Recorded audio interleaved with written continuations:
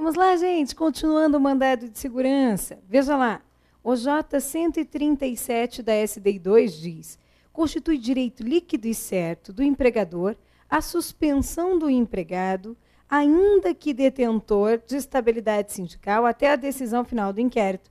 Lembra que eu disse a vocês? É direito do empregador suspender o dirigente sindical? Então, aqui ele está dizendo que constitui direito líquido e certo do empregador essa suspensão do empregado para o inquérito judicial, até a decisão final do inquérito judicial, que se apure a falta grave a ele imputada, na forma do artigo 494, caput, parágrafo único da CLT. Outra, importante, que nós já vimos também, é o J98 da SDI 2 do Tribunal Superior do Trabalho. Gente, é ilegal nas relações de emprego a exigência de depósito prévio de honorários periciais. Os honorários serão pagos pela parte sucumbente na pretensão, no pedido que levou à produção da prova pericial. É ilegal essa exigência de depósito prévio para custeio dos honorários periciais nas relações de emprego. Cabe mandado de segurança, visando a realização da perícia independentemente do depósito determinado pelo juiz. Ok? Essa era para relembrar. Bloqueio de conta salário. Olha o J 153 da SDI 2. Ofende direito líquido e certo. Decisão que determina o bloqueio de numerário existente em conta salário para satisfação de crédito trabalhista, ainda que seja limitado a determinado percentual. Lembra que nós vimos os bens absolutamente impenhoráveis? Dentre eles está lá no inciso 4º, salário é absolutamente impenhorável. O bloqueio de numerário de conta salário, portanto, ofende direito líquido e certo da parte, conforme determina a OJ 153 da SDI 2 do Tribunal Superior do Trabalho. E é importante também que você lembre desta súmula 414 do TST, que determina o seguinte. Lembra que nós já tratamos dela também. Quando o juiz concede a tutela antecipada, a ajuizada da reclamação trabalhista, eu formulo um pedido de reintegração. Mas eu preciso que a reintegração ocorra agora, já. Então, eu peço a tutela antecipada na própria petição inicial. Para o juiz, 3 possibilidades. A primeira é não conceder a tutela antecipada. Se ele não conceder a tutela antecipada, sem problemas, mas não cabe nada contra o ato do juiz, nada. Nem mesmo o mandado de segurança, nada. Se o juiz conceder a tutela antecipada antes da sentença, esta decisão é uma decisão interlocutória. Dela cabe mandado de segurança porque não há um meio próprio para atacá-la. Lembra?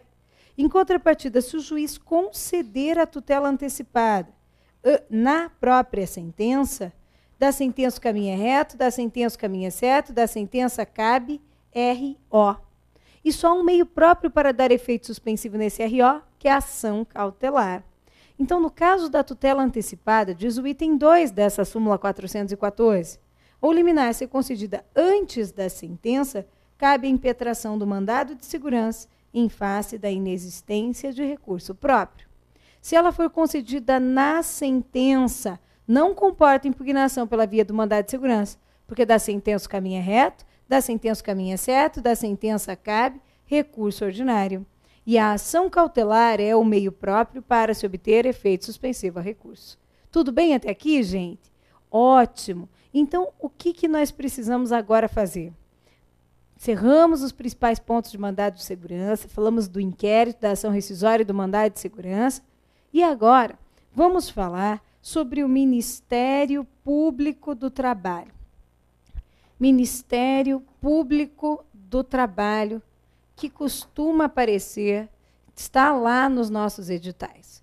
Com relação a eles, o que é que você precisa estudar? Uma lei, tem que estudar. É a Lei Complementar 75 de 93. Todos os artigos da lei? Não, só a parte que versa sobre o Ministério Público do Trabalho. São lá os artigos 83 a 115 dessa lei complementar. Isso você precisa ler. Quanto ao Ministério Público do Trabalho, nós vamos ver aqui juntos os órgãos. Quais são os órgãos do Ministério Público do Trabalho? Então, temos lá a Procuradoria, o Procurador-Geral do Trabalho. Esse Procurador-Geral do Trabalho é o chefe do Ministério Público do Trabalho. Já já falaremos mais sobre eles. Também é órgão do Ministério Público do Trabalho, o Colégio de Procuradores. Quanto ao Colégio de Procuradores, vale destacar que todos os membros de carreira do Ministério Público do Trabalho em atividade vão compor o Colégio de Procuradores. Também é órgão do Ministério Público do Trabalho o Conselho Superior do Ministério Público do Trabalho. Também a Câmara de Coordenação e Revisão. Câmara de Coordenação e Revisão. Também é órgão a Corregedoria do Ministério Público do Trabalho, subprocuradores gerais do trabalho, gerais aqui do trabalho, também são órgãos os procuradores regionais do trabalho, regionais, e, por fim, os procuradores do trabalho. Procuradores do trabalho. Estes são os órgãos do Ministério Público do Trabalho. Gente, o que acontece? Então, são órgãos, está lá, Procurador-Geral, Colégio de Procuradores, Conselho Superior do Ministério Público, Câmara de Coordenação, Corregedoria, Subprocurador-Geral, Procuradores Regionais, Procuradores do Trabalho. O que é que você precisa fazer? Você precisa pegar lá no seu código a Lei Complementar 75. Precisa, para se acautelar, ir lá nos artigos. Olha o artigo 91. O que ele diz? Ele diz assim, são atribuições do Procurador-Geral do Trabalho. Aqui tem um rol imenso, 26 incisos, 24 incisos. Você tem que sentar e ler um por um com a caneta na mão. Por exemplo, destaca-se, são atribuições do Procurador-Geral do Trabalho, inciso 3º, nomear o Corregedor-Geral do Ministério Público do Trabalho, segundo lista tríplice formada pelo Conselho Superior. Se eu colocasse tudo isso aqui para você, para a gente decorar em aula, nossa, nós íamos gastar pelo menos uma aula inteira, 2 horas. E não ia adiantar. O trabalho é seu aqui nesse momento de ler um por um. Então, é órgão lá, o Colégio de Procuradores. Então, você vai chegar aqui e vai ver, lá no artigo 93, a partir dele, do Colégio de Procuradores do Trabalho. No 94 está escrito, são atribuições do Colégio de Procuradores. Colégio de Procuradores vai elaborar a lista tríplice, a lista sextupla, aliás, do TST e dos tribunais regionais.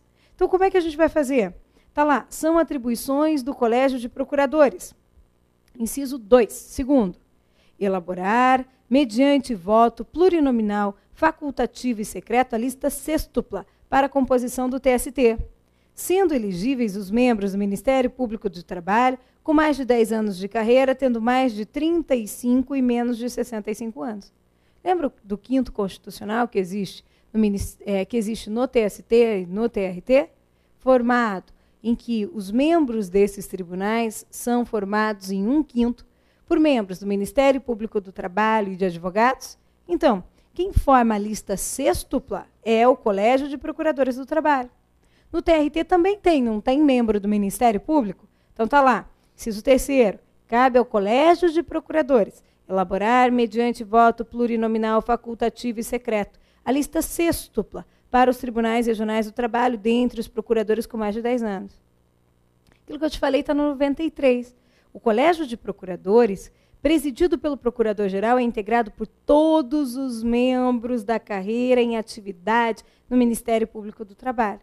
Esse é o trabalho que nós temos que ter, e um por um. Aí depois lá na frente tem, compete ao Conselho Superior do Ministério Público. Veja lá, na linha B, criar as normas e as instruções para o concurso de ingresso na carreira. Quem cria as normas e as instruções para o concurso de ingresso? Conselho Superior do Ministério Público do Trabalho.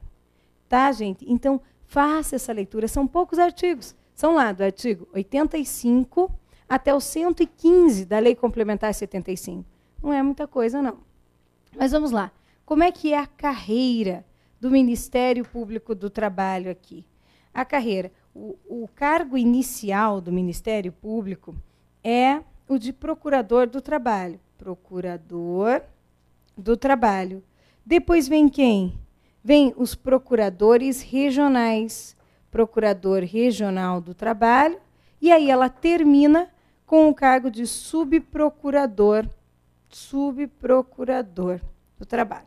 Então, veja, procurador, procurador regional, subprocurador aqui do Ministério Público do Trabalho, acabou. Esses são os órgãos do Ministério Público do Trabalho. Aí, depois, o que acontece? Que é importante que você saiba, é sobre o procurador-geral. O procurador-geral, que é o chefe do Ministério Público do Trabalho, procurador-geral do trabalho. Quanto a ele, são bastantes as questões de prova. Ele é nomeado. Nomeado por quem? Ele será nomeado pelo Procurador-Geral da República. Geral da República. É nomeado pelo Procurador-Geral da República. Dentre membros com mais de 35 anos e 5 anos de carreira, será formada uma lista tríplice, dentre membros dessa lista tríplice, que será escolhido mediante voto plurinominal, que mais? Facultativo e secreto, pelo Colégio de Procuradores. Lembra que o Colégio de Procuradores é formado por todos os membros em atividade do Ministério Público? Aí, às vezes, cai na prova. Qual que é o período do mandato? O mandato é de 2 anos e é possível uma recondução. Então, recondução aqui. Então, o Procurador-Geral do Trabalho, que é o chefe do Ministério Público do Trabalho, é nomeado pelo Presidente da República? Não, é nomeado pelo Procurador-Geral da República. Ele terá mais de 35 anos e 5 anos de carreira. Ele será escolhido dentre membros que estejam na lista tríplice, mediante voto plurinominal, facultativo, secreto, pelo Colégio de Procuradores, para mandato de 2 anos, sendo permitida uma recondução. Então, cuidado com esse aqui. Carreira, procurador, procurador regional, subprocurador, chefe, procurador-geral do trabalho, com todos esses requisitos que nós vimos. Órgãos, são esses aqui. Procurador-geral do trabalho, Colégio de Procuradores, Conselho Superior do Ministério Público, Câmara de Coordenação e Revisão, Corregedoria. E aí? Subprocurador-geral, procuradores regionais, procuradores do trabalho. Aqui você precisa fazer que trabalho você leva para casa? Pegar a lei complementar 75 e ler. Ler o que cabe a cada um deles, ler com a caneta na mão até memorizar. Aí não tem erro para a prova. Ok, gente? E aí nós começamos agora o nosso último item, processo judicial eletrônico, PJE. Gente, ele foi previsto, ele foi implantado, a prática de atos processuais por meio eletrônico foi prevista lá na Lei 11.419 de 2006. 11.419 de 2006. Esta lei permitiu a prática de vários atos processuais por meio eletrônico. Dentre eles, foi criado o sistema do EDOC. Só que o EDOC não se confunde com o processo judicial eletrônico como está sendo implantado atualmente. O EDOC é um sistema em que eu envio a petição por meio eletrônico, mas chegando na justiça, ela é impressa e incluída nos autos. Não vai mais existir papel quando completamente já implantado o processo judicial eletrônico, em que o envio das petições se dará por meio eletrônico e o armazenamento também será eletrônico, não existindo, salvo raras exceções que nós vamos ver, o processo judicial eletrônico. Então, EDOC e PJE incompatíveis. A Lei 11.419 de 2006 versa sobre meios de peticionamento eletrônico, dentre eles o EDOC, o PJE, enfim, e os sistemas próprios dos tribunais. O processo judicial eletrônico hoje está lá regulamentado na Resolução 94 do Conselho Superior da Justiça do Trabalho. Este prevê um calendário para implantação gradual do processo judicial eletrônico que vem acontecendo e acontecendo cada vez mais. Logo, não existirá mais papel ou outras formas de peticionamento eletrônico. Alguns detalhes nós precisamos conhecer sobre esse PJE. Primeiro, para a prática dos atos processuais, exige-se a assinatura eletrônica. Isso pode ser cobrado na prova. Então, o ato processual somente poderá ser praticado mediante assinatura eletrônica. 2. Como é que vai funcionar o jus postulandi no processo do trabalho? Quando implantado o processo judicial eletrônico. O que é esse jus postulandi? É aquele previsto lá no artigo 791 da CLT, segundo o qual empregado e empregador podem demandar na Justiça do Trabalho sem advogado. Isso vai acabar, já que para a prática dos atos processuais se exige uma assinatura eletrônica? Não. O jus postulandi decorre de lei, a não ser que ele seja revogado, a não ser que se exija advogado para a prática dos atos processuais. Enquanto ele estiver em vigor, o tribunal deverá disponibilizar uma unidade para digitalização. Então, é o que vai estar lá no artigo 5º, parágrafo 1º da resolução. O tribunal vai ter que disponibilizar uma unidade judicial para disponibilização para digitalização das peças processuais e envio para o processo judicial eletrônico. Então, ocorrerá lá digitalização pela unidade judiciária. Coisa que cai nas provas é a disponibilização, a disponibilidade do sistema. O sistema ficará disponível, em regra, 24 horas por dia. Só que haverá períodos de manutenção e períodos de indisponibilidade em razão de manutenção ou de falha do sistema. E aí, como é que vai acontecer? Quando o sistema estiver indisponível, nos seguintes períodos ocorrerá a prorrogação do prazo. Quando ele estiver indisponível por mais de 60 minutos, entre as 6 horas e as 23 horas de cada dia, ocorrerá a prorrogação do prazo. Se o sistema ficar indisponível por qualquer tempo, já que eu posso enviar as petições até as 24 horas do dia, se, para o cumprimento do prazo, quando que o prazo se considerará atendido? Quando, até o último dia do prazo, até as 24 horas do último dia do prazo, eu enviar a minha petição. As enviadas até as 24 horas serão consideradas tempestivas. Só que se ocorrer a indisponibilidade do sistema por qualquer tempo, entre as 23 horas e 1 minuto e as 24 horas, então ocorrerá a prorrogação do prazo para o próximo dia útil subsequente. Agora, a indisponibilidade do sistema, que ocorrer a partir das 24 horas, 24 e 1, a partir das 24 horas até as 6 horas da manhã, até as 6 horas, não levará à prorrogação do prazo.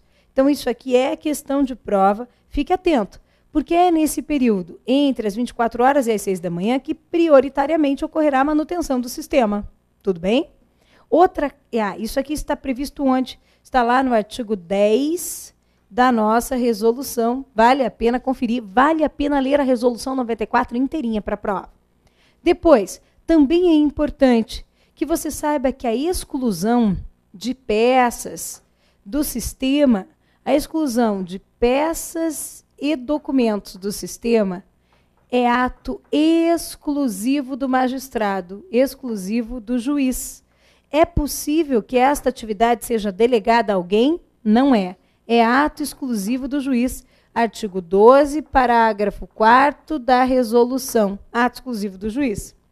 Outra coisa, os documentos, eles serão digitalizados. Todos os documentos. Você pode mandar quantos arquivos você quiser. Os documentos deverão ser digitalizados e enviados. Entretanto, admite-se o envio de documentos em papel.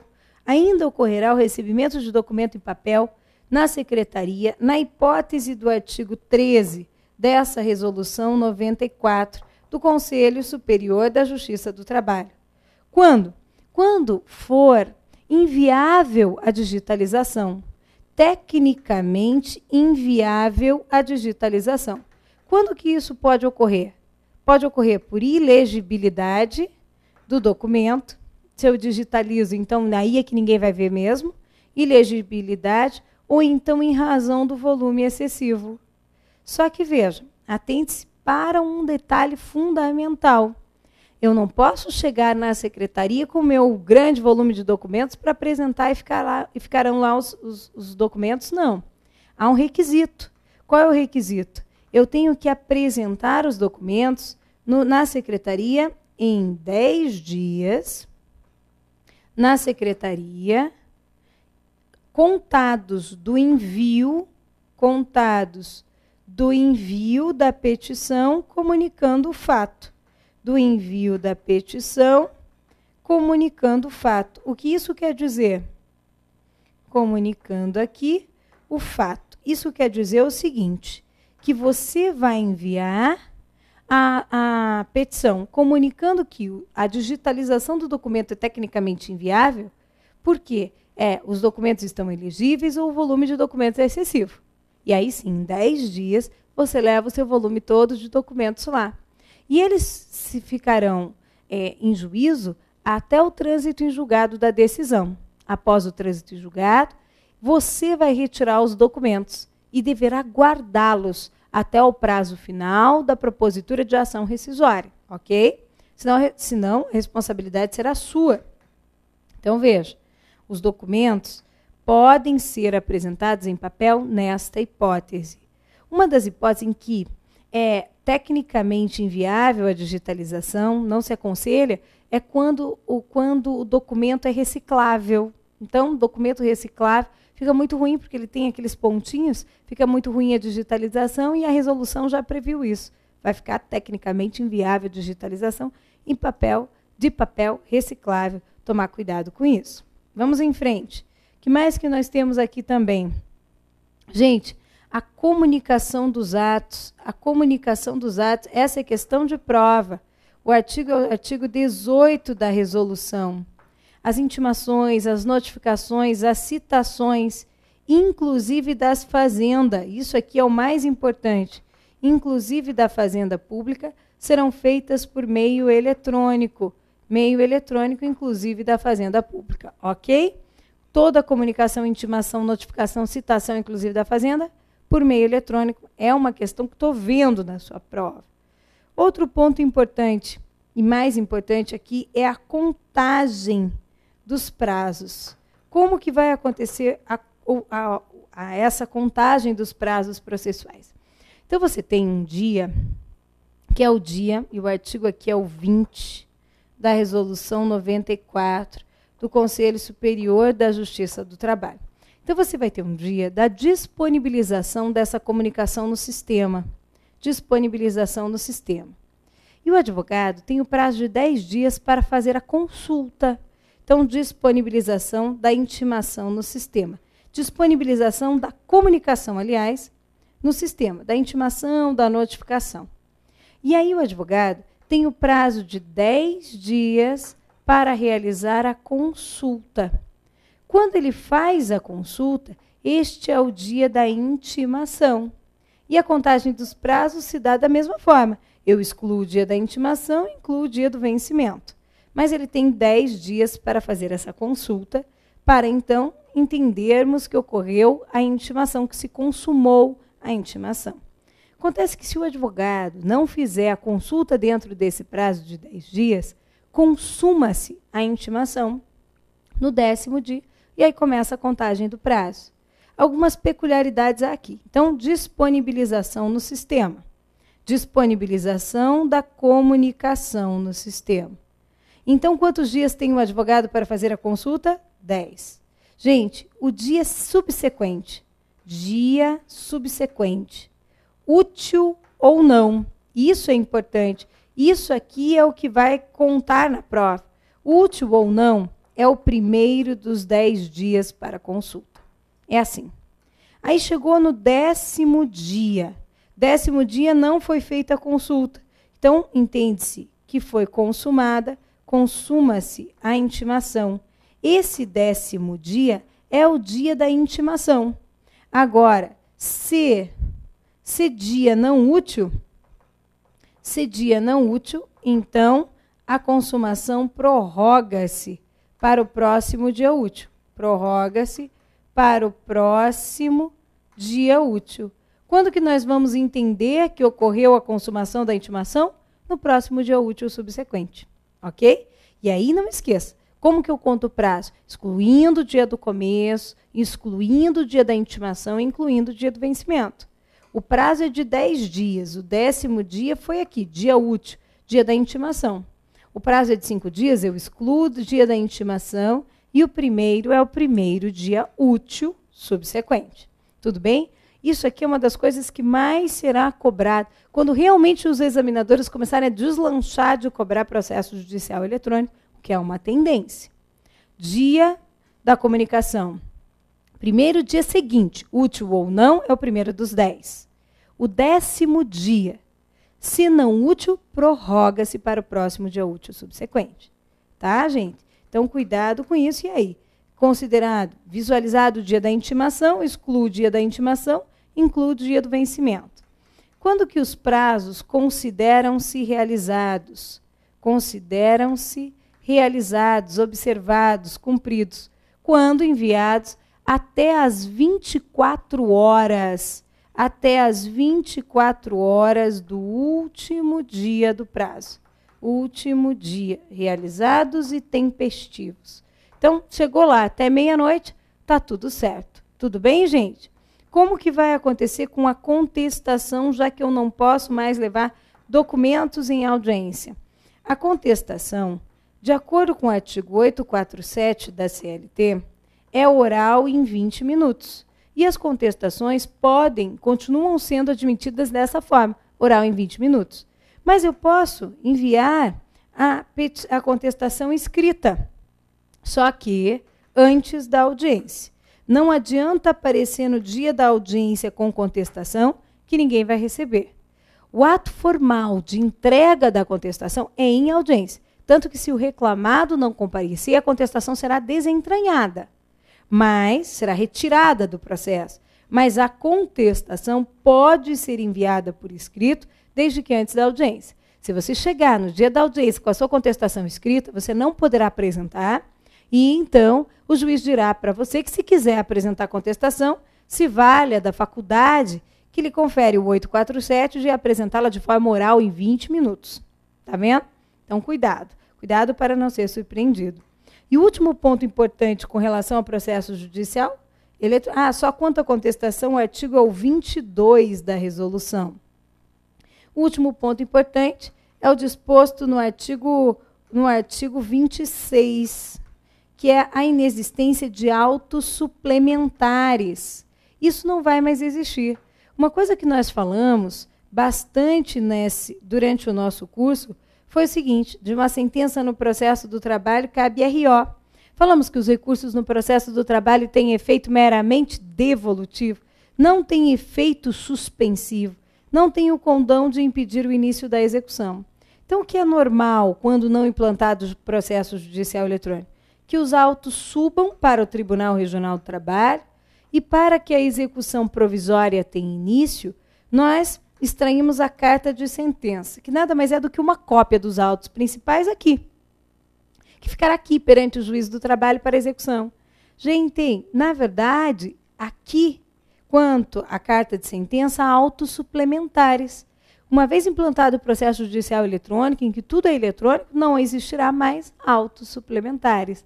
Acabam-se eles aqui. Ok, gente? Então, gente, varremos o nosso edital, tratamos dos temas da forma mais básica até aquela questão mais difícil. As questões mais básicas temos obrigação de acertar. As mais difíceis são aquelas que vão fazer diferença na prova, ainda mais em processo do trabalho. Parabéns para você que chegou até aqui. Será com certeza um diferencial na sua prova. Agora, desejo do fundo do coração que você saia deste curso mais e mais estimulado a estudar o processo do trabalho, ler as súmulas do TST, as orientações jurisprudenciais, rever a matéria. Essas questões serão nossas no seu concurso, gente. Desejo que você esteja forte, firme, para não deixar que nada, nem ninguém, lhe afaste do seu objetivo. Você está nessa caminhada para passar e nada pode fazer você desistir. Muitas coisas virão com esse objetivo, mas não permita, porque é só assim, é só você mesmo, acreditando em você e correndo atrás dos seus objetivos, que você vai alcançar o o nome naquela lista dos aprovados e a tão sonhada estabilidade. Estaremos sempre juntos, tem dicas no Facebook, tem momento pressentimento, tem revisão pelo Facecam. Vamos até o dia da sua prova juntos.